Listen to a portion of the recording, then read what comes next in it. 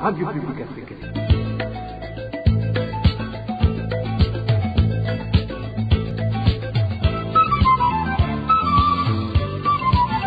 Radio Publique Africaine.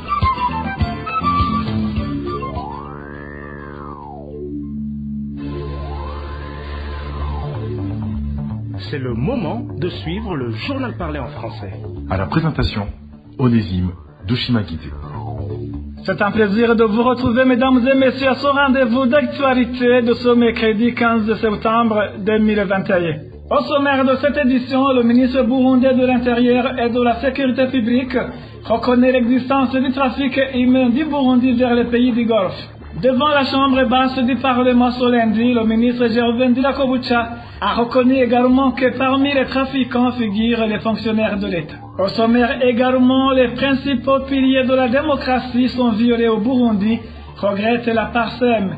À l'occasion de la Journée mondiale de la démocratie, cette organisation déplore de constater qu'une poignée de gens continue de s'enrichir illicitement au détriment de tout un peuple. Et en page santé, une amende de 100 000 francs burundais est désormais imposée à toute personne qui ne porte pas de masque et qui ne se lave pas les mains, surtout sur les parkings. Annonce faite ce mardi par le maire de la ville de Bujumbura lors de sa rencontre avec les administrateurs communaux. Tout de suite, les détails.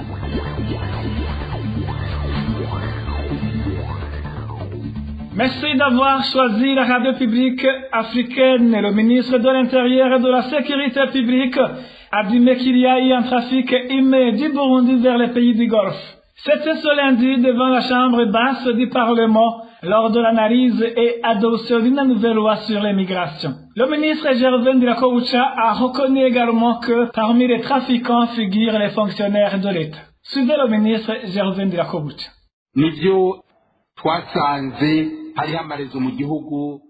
C'est vrai que nous avons trouvé qu'il y a des réseaux de gens au Burundi qui se sentent arroger le droit de conduire des gens vers les pays du Golfe. Ils les y amènent pour leur chercher du travail moyennant une somme d'argent. Et tout se fait en toute clandestinité. Arrivés dans ces pays arabes, nous avons constaté que sur leur rémunération, il y a une certaine somme d'argent que bénéficient ceux qui les ont envoyés. Donc, après avoir enquêté sur tout ça, nous avons pris la décision d'arrêter ces gens qui font ce trafic, comme vous l'avez vu sur vos écrans. Nous avons constaté qu'il y avait beaucoup de sociétés qui faisaient ce trafic, et ces sociétés se présentaient comme des sociétés qui aident les gens à obtenir un emploi. Nous avons constaté que c'était un grand réseau de trafiquants, dont des fonctionnaires de l'État. Le ministre Ndirakobucha souligne que les États-Unis d'Amérique ont pris des mesures contre le Burundi suite à ce trafic, des mesures qui ont été par la suite revues. Encore une fois, le ministre de l'Intérieur et de la Sécurité publique. Vous saurez même que ça a arrivé au point que les États-Unis d'Amérique ont pris la décision de sanctionner le Burundi, l'accusant de pratique du trafic humain. Ils interdisaient à tout Burundais possédant un passeport de service d'entrer sur leur territoire. Ils ont également décidé de suspendre les vols qui aidaient nos militaires en mission de maintien de la paix en Somalie, arguant toujours qu'au Burundi se fait le trafic des êtres humains. Nous avons alors pris la décision de rédiger des notes à nos pays voisins comme la Tanzanie, l'Ouganda et le Kenya pour interdire tout voyage vers les pays arabes. Nous avons décidé cela pour le bien du pays et pour que ce trafic des êtres humains s'arrête. Après avoir pris cette décision, c'est là que les États-Unis ont levé ces sanctions. Et depuis, les Burundais se rendent en Amérique avec leur passeport de service sans problème. Les conseils de famille dans les villages devraient être très attentifs et suivre de près les comportements des membres de famille pour éviter des drames dans les villages. C'est le point de vue de David Ninganza, un des défenseurs des droits des enfants. Une réaction qui vient après l'acte d'une femme de la commune Nyanzarak en province de Makamba qui a tué en brûlant son propre enfant avec de l'eau bouillante. David Ninganza demande également aux parents d'éviter de déplacer les colères sur les enfants. Je vous propose d'écouter David Ninganza, un des défenseurs des droits des enfants. En cas de conflit entre les époux, je pense qu'il n'est pas vraiment qu'un des époux peut avoir la raison d'aller se venger contre les enfants, la raison d'aller faire du mal aux enfants. Donc, c'est comme on dit en Kirundi, ou l'enfant nécessite une protection spéciale de la part de ses parents, de la part de l'administration, de la part de tous les partenaires éducatif. Donc, je pense qu'il n'y a pas raison de s'expliquer pourquoi l'enfant est victime d'une telle violence. Donc, quand l'ornement arrive à un stade d'assassiner son propre enfant qui a enfanté, c'est dommage, c'est dommage. J'en profite alors pour demander aux partenaires, pour demander aux époux, pour demander aux conjoints de passer chaque fois l'amiable en cas de conflit et aussi de demander une assistance, un arbitrage en cas de nécessité ou bien de saisir les juridictions nécessaires pour ne pas procéder vraiment à la justice populaire, pour ne pas induire les membres de la famille en danger. Et aussi, j'en profite pour demander à la communauté, chaque fois qu'il y ait des parents, qu'il y ait des gens qui se considèrent comme des voyous, comme des animaux, et tout saisir à qui de droit. Je demande aussi aux gens qui s'occupent de l'encadrement de la population au niveau de l'encadrement de la santé mentale, de l'assistance de la santé mentale, les psychologues, de suivre de près la famille. Cette maman, elle a d'autres enfants. Aujourd'hui, les enfants qui n'ont plus d'assistance, c'est les enfants qui sont seuls. C'est-à-dire que si rien n'est fait, ces enfants peuvent avoir des problèmes de trauma à cause de leur frère qui est décédé et aussi de leur maman qui n'est pas avec elle, qui est incarcérée. Donc, vous comprenez que la famille aussi doit dépasser les émotions pour pouvoir aider ses enfants, pour qu'il n'y ait pas un enfant qui va abandonner l'école, même en cas de besoin d'approcher les structures de prise en charge des enfants.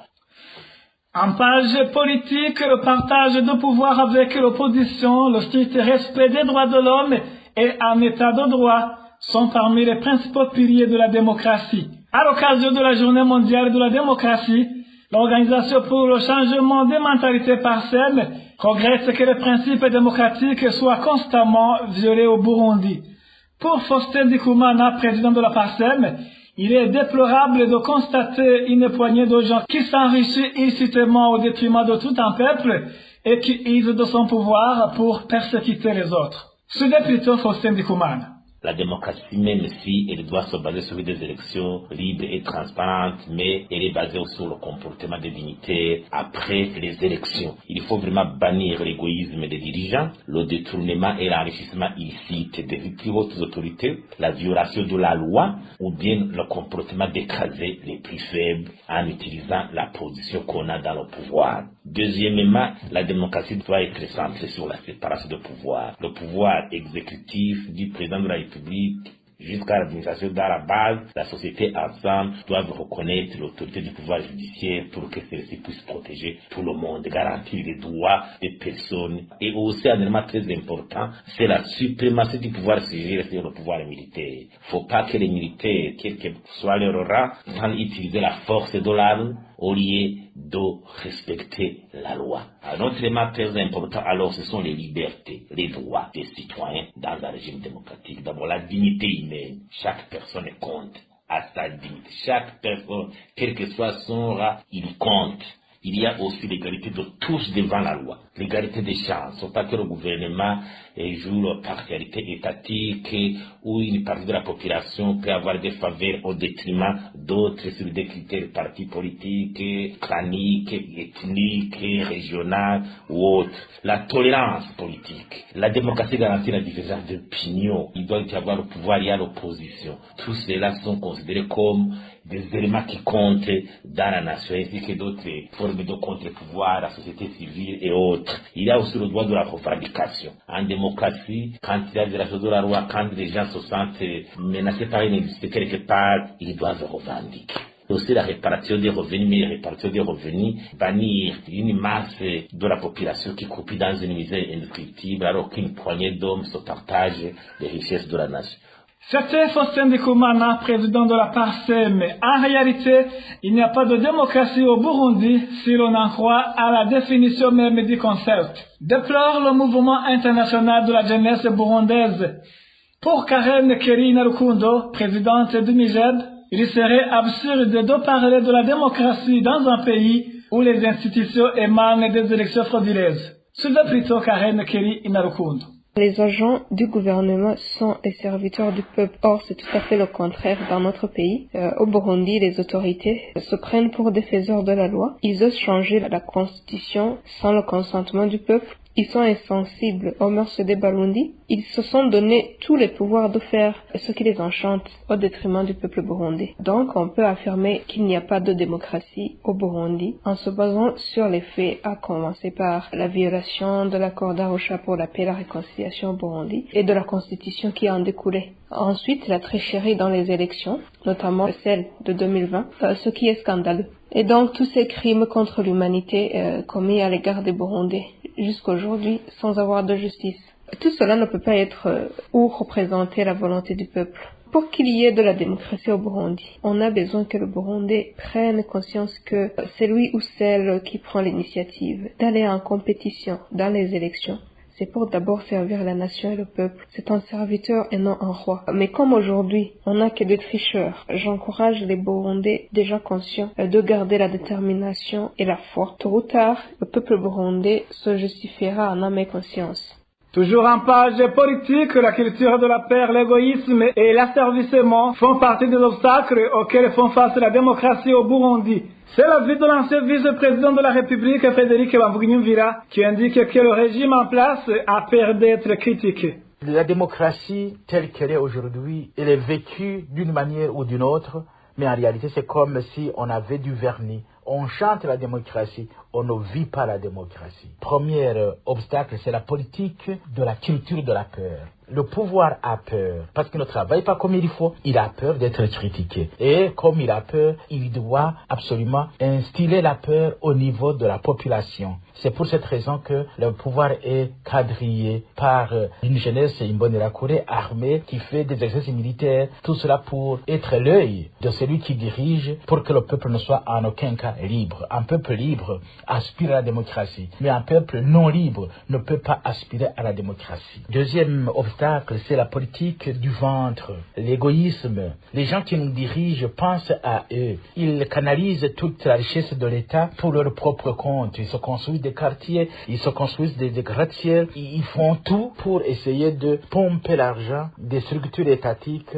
de la population. Et cet argent ne retourne pas au niveau de la population pour le développer. Non, cet argent reste justement coincé au niveau du sommet de l'État. Évidemment, comme conséquence, c'est que les populations sont asservies parce que il n'y a plus d'argent à la base, il n'y a plus de pouvoir d'achat à la base et la population a tendance d'aller chercher des soutiens, des avantages auprès de celui qui dirige, auprès de ce parti qui dirige, parce que le multipartisme n'est plus, c'est juste un semblant de multipartisme. Ce sont des partis politiques qui n'existent plus, qui servent le CNDD, FDD. Et dans ces conditions, ça devient un problème parce que le peuple ne pense plus au problème de comment il est dirigé, mais plutôt il pense souvent à comment trouver quoi manger. Frédéric Bamvuginyumvira dit qu'il garde pourtant espoir. Encore une fois, Frédéric Bamvuginyumvira. Il y a quand même de l'espoir. J'ai vu que le peuple attend le changement qualitatif. Et ce qui s'est passé en 2020 montre que le peuple, finalement, malgré tout ce que je développe, garde un œil vigilant et attend une occasion. Parce que le peuple n'a pas voté pour le CNDD-FDD, qui avait cependant de l'argent, qui avait de la force pour l'intimider, qui avait tout pour que les populations puissent voter pour lui. Mais le peuple a déjà constaté que ce parti n'est pas là pour les aider, pour les diriger convenablement. Il a besoin d'une autre force politique qui émergerait, qui viendrait réellement corriger les erreurs quant au problème de la démocratie tel qu'il vient d'être constaté ici. Donc ça veut dire que c'est les politiciens qui doivent continuer à s'organiser pour que les choses changent pour le bien de la population. L'intervention du politique Frédéric Bamvuginyumvira a été recueillie par Emile Nibasumba. Le port de masque est désormais obligatoire dans les rassemblements à mairie de Bujumbura. Une amende de 100 000 francs burundais est la sanction prévue à toute personne qui sera attrapée en violation de cette mesure. C'est du moins l'annonce faite par le maire de la ville de Bujumbura lors de sa rencontre hier avec les administrateurs communaux. Suivez plutôt Jimmy Hatungimana, le maire de la ville de Bujumbura. Nous avons été attaqués par la pandémie à Covid-19 et personne ne peut dire qu'il manque au moins un membre de sa famille qui a été atteint par cette pandémie. Si cette personne vit encore, c'est la grâce divine. Alors, nous devons prendre des mesures. La pandémie à Covid-19 existe et sa propagation n'est pas du tout normale. Ici où nous sommes rassemblés, je vois plus de 3 personnes seulement qui portent le masque. Mais dans de tels rassemblements, je demande à ce que vous, les autorités, surveillent bien ces rassemblements. Si les participants portent des masques, s'ils se sont lavés les mains, s'ils ne s'embrassent pas et autres. Là où vous trouverez que cela n'est pas le cas, c'est une amende de 100 000 francs burundais pour chacun, et je le répète, c'est une amende de 5 000 francs car nous sommes fatigués de vous avertir tout le temps et de répéter la même chose. Nous voulons une société et une communauté saine. Le problème est que vous ne vous rendez pas dans des hôpitaux, essayez de visiter dans différents hôpitaux, vous comprendriez l'importance de porter le masque. Donc, vous les autorités, vous devriez informer qu'ils sont obligés de porter le masque.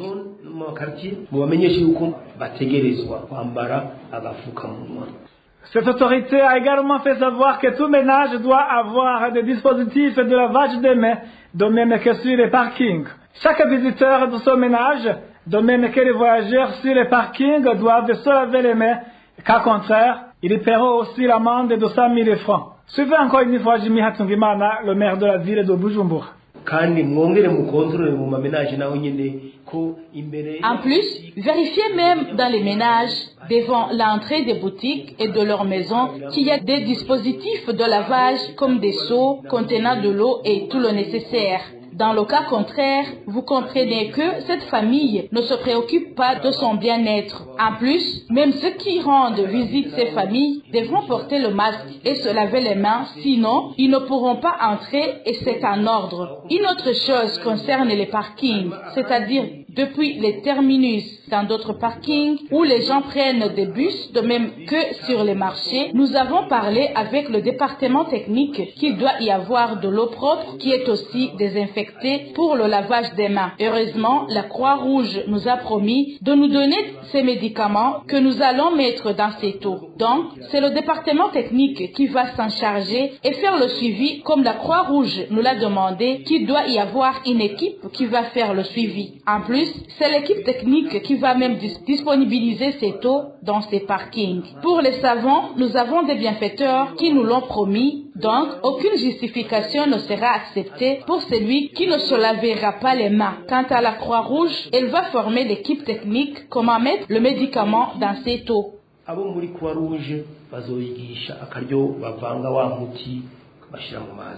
Il y a quelques mois, le maire de la ville avait promis des sanctions à toute personne qui ne respectera pas les mesures barrières arrêtées par le gouvernement au début de cette année. Une annonce qui n'a pas produit de résultat. De plus, cette autorité municipale n'a pas été précise sur les rassemblements interdits sans port de masque. Toujours en page santé, inquiétude au sein de la population du chef-lieu de la province Karuzi, après que 3 employés du bar Kigoma se trouvant dans cette localité aient été testés positifs à la Covid-19. Les clients fréquentant ce bistrot indiquent que ces employés ont continué de vaquer à les activités et craignent qu'ils ne contaminent beaucoup d'autres personnes. Le point avec Eroge du Veremech. Le bar Kigoma, dont le personnel a été testé positif à la Covid-19, appartient à un certain Bagaye et se trouve au chef-lieu de la province Karuzi, tout près de l'hôpital du cinquantenaire. Les clients de ce bar s'inquiètent car après avoir contracté le coronavirus, tous les 3 employés de ce bistrot n'ont pas cessé de leur donner des services. L'un d'entre eux témoigne. Après avoir constaté cela, nous avons été très inquiets car il s'observe beaucoup de nouveaux cas de Covid-19 ici. Des malades du coronavirus servent dans ce bistrot. Cela démontre une négligence notoire de la part des autorités concernées. Les habitants du chef-lieu de la province Karuzi demandent aux propriétaires des bistrots de faire le plus souvent possible le dépistage de leur personnel.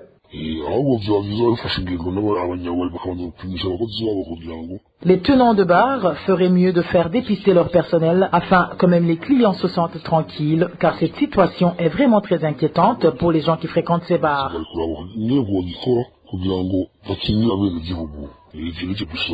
Le ministre de la Santé, Dr Tadei Ndikumana, avait aussi récemment exhorté les autorités administratives à tous les niveaux de veiller à ce que les malades de la COVID-19 ne propagent ce virus. Les personnes testées positives sont tenues de respecter les mesures de confinement en restant à leur domicile, prendre convenablement des médicaments et faire le test de contrôle afin de voir s'ils sont vraiment guéris.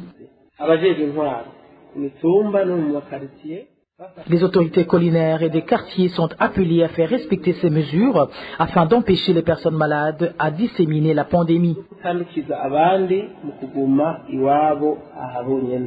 La population du chef-lieu de la province Karoussi demande donc également aux autorités locales de suivre de près la situation de ces 3 employés du bar Kigoma avant qu'ils ne contaminent d'autres personnes. Toujours à ce chapitre, les doses de vaccins contre la COVID-19 destinées aux réfugiés vivant en province Kigoma de la Tanzanie sont déjà apprêtées par le ministère de la Santé de ce pays. Les réfugiés saluent cette initiative du gouvernement tanzanien, mais demandent que ces vaccins soient administrés à volonté. Les détails avec Marie-Ange Ilakoz. Les vaccins contre la COVID-19 qui seront donnés aux réfugiés vivant dans la province de Kigoma sont estimés à 23 000 doses. L'un des réfugiés burundais du camp de Nyarugusu, l'un des camps situés à Kigoma, fait savoir qu'il compte se faire vacciner car il a déjà appris que le virus a déjà emporté plusieurs vies humaines.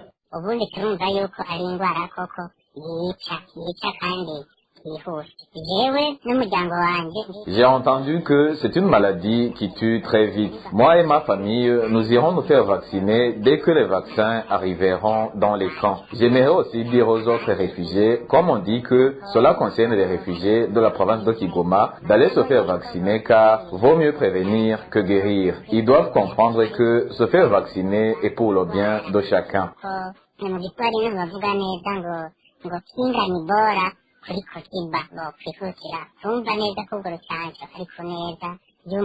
Toutefois, ces réfugiés demandent que la vaccination contre le coronavirus soit volontaire, comme la présidente Samia Suluhu Hassan l'a précisé. La présidente, lorsqu'elle s'est fait vacciner, nous l'avions vue dans des télévisions, elle l'a annoncé dans des radios et on l'a écrit même dans des journaux que ce sera volontaire. Et nos réfugiés, nous demandons que ça soit respecté. Nous demandons au HCR et aux autres autorités de ne pas amener plus tard d'autres exigences, comme par exemple dire que tout réfugié devra montrer sa carte de vaccination pour bénéficier de tel ou tel service. La Tanzanie a commencé la campagne de vaccination contre la COVID-19 depuis près d'un mois, mais aucun rendez-vous pour le début de la vaccination dans les camps n'a encore été communiqué. Parlons éducation à présent. Certaines lamentations des candidats qui ont fait le test de recrutement au métier d'enseignement dans les communes de Kirundo ont été examinées et résolues ce mardi par le ministère de la fonction publique via la Commission nationale de recrutement. Cela a été déclaré par le ministre Dominique Wanyanibona au cours de sa descente qu'elle a effectuée hier dans les communes de Bugabira et Vumbi de la province Kirundo pour s'enquérir de la situation. Certaines lamentations se rapportent sur le favoritisme et le non-respect des critères de présélection. Suivez la ministre Dominique Wanyanibona.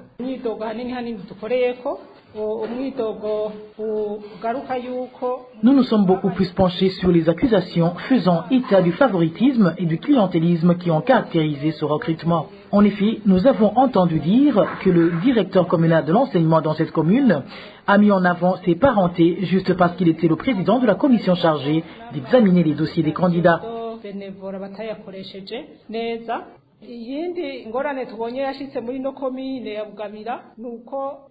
L'autre point qui a retenu notre attention est celui des attestations de bénévolat qui n'ont pas été considérées. Aussi, certains candidats ont fait savoir que la clause d'anonymat lors de la passation du test a été violée.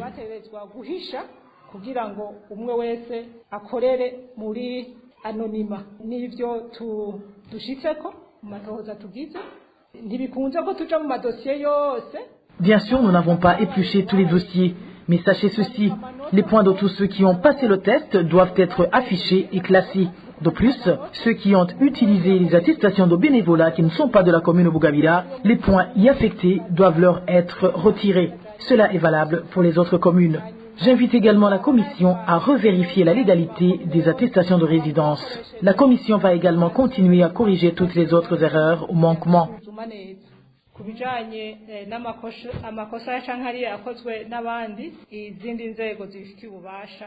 À noter que nous avons pris la décision de remplacer tous ceux qui ont eu des points qu'ils ne méritaient pas et ces places seront occupées par les natifs d'ici à Bugabira.